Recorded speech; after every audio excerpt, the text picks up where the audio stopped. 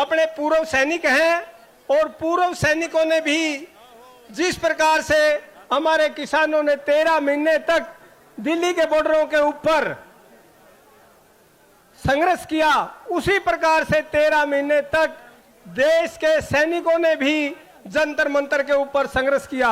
और उस जंतर मंतर के अंदर से एक चिंगारी निकल कर आई। उस चिंगारी के अंदर यही आवाज आई कि हमें संसद तक पहुंचना है। तो साथियों, संसद तक पहुंचने के लिए हमने अपने कैंडिडेटों को भी तैयार किया और जिस प्रकार से आपके बीच में भाई करमवीर जी हैं, हमने यहाँ कुरुक्षेत्र से इनको तैयार किया था और इनके साथ में हमने तैयार करके, आप सभी को मालूम भी होगा, हमने कम से कम 650 के आसपास गांव कवर कर चुके थे। लेकिन उसके बीच में भाई अभय सिंह जी भी हमारे बीच में आए और सभी उसके बारे में हमने सभी ने एक प्रतिक्रिया की और उस प्रतिक्रिया करने के बाद में एक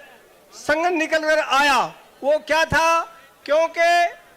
जो हमारे जुबानों की और किसानों की आवाज को बुलंद करने के लिए जो भाई अभय सिंह जी ने काम किया, तो उन्होंने हमारे को स्पष्ट किया कि हम आप सभी सैनिकों की जो भी मांगे हैं उनको तहे दिल से उठाएंगे और अपने घोषणा पत्र के अंदर भी हम इनको शामिल करेंगे। तो साथियों, उन सभी चीजों को देखते हुए हम सभी ने ये एक सभा की और सभा के अंदर फैसला लेकर हमने भाई अभय सिंह जी को सभी सैनिकों ने समर्थन दिया। तो साथियों, उसके बीच में कुछ एक बातें आती रहती हैं कि भाई आप लोगों ने ऐसे किसको दे दिया, आपने इलेक्शन क्यों लड़ा। तो साथियों, इसके अंदर मैं एक बात कहना चाहता हूं,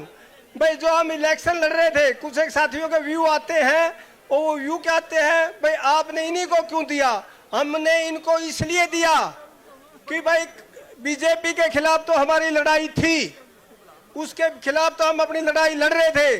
दूसरे कुरुक्षेत्र के अंदर आम आदमी पार्टी थी और आम आदमी पार्टी के राज्यसभा सांसद जो कि दिल्ली से थे, हमारे सुशील गुप्ता जी, उनको हमने 30 मई को अपने मांग पत्र दिए थे, लेकिन उनके ऊपर उन्होंने कोई विचार नहीं किया, उसके ऊपर कोई भी कार्रवाई नहीं की। इसलिए हमने उनको न देकर हमारे एसएसबी जो साथी, जिसने हमारे देश के अंदर 788 के आसपास संसद है और 400 के आसपास एमएलए हैं, उन सभी के बीच से निकलकर इन किसानों की आवाज सुनने के लिए जिन्होंने काम किया, वो है हमारे शेरे हरियाणा भाई अभय सिंह चौटाला। तो हमने इसलिए उनको साथ दिया और हम उनके साथ में कंधे से कंधा मिलाकर चल रहे हैं और कंधे से कंधा मिलाकर चलेंगे। तो साथियों, वक्ता बहुत है, ज्यादा समय न लेते हुए मैं तो यही स्पष्ट करता हूं, हमने इनके सामने हमारी कई मांगे रखी थी, जिस प्रकार से आप सभी को मालूम है, और अपने ग्रामीण अंचल से जुड़ी मांगे हैं, जैसे अग्निवीर की मांग है,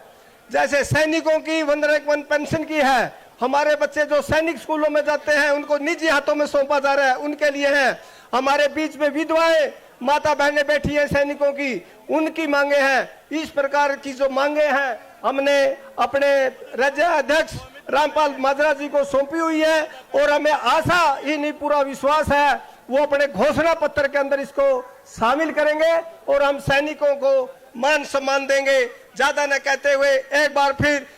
जय जवान, जय जवान, जय हिंद, राम राम।